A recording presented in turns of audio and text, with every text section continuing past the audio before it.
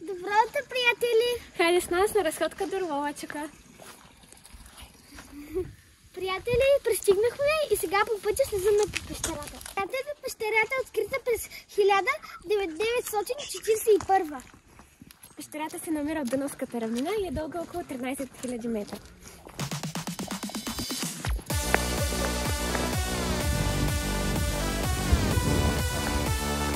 Приятели, за деца билетите са по 5 лева, а пък за големи са по 10 лева.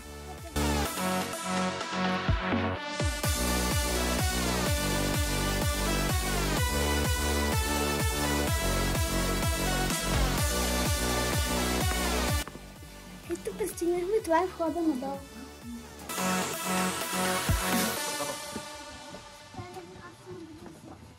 Същества се изчетни в нашите делени период. Тези неща са изложени в Жълбонаучния музей в Русе. Не е богата на археологически пещерни форми, като сталактити, сталагмити, пещерни дървери.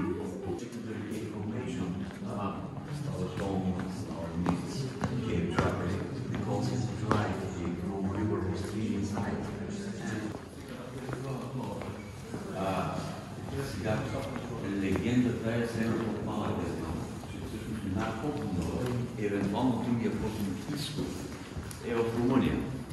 Странното е, че идват в Румъния и ме питат също.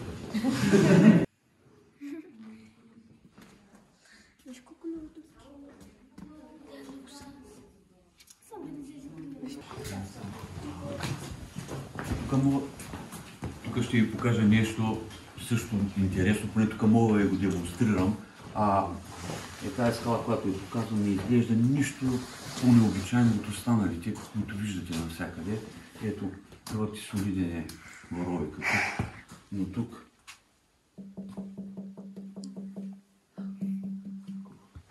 да.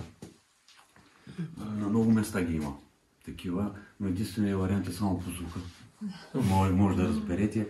Ако познавате пещерата, имате свободно време, може да разберете. Камъни въобще няма. Може да почуквате. Добре, след мен.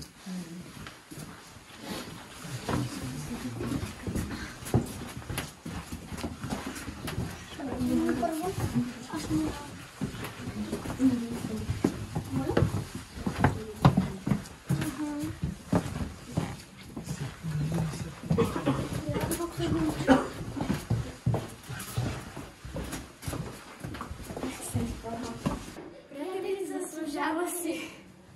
Приятели, ако ви харесват такива видеа, се абонирайте и сложете палец нагоре. Хайде! Чао!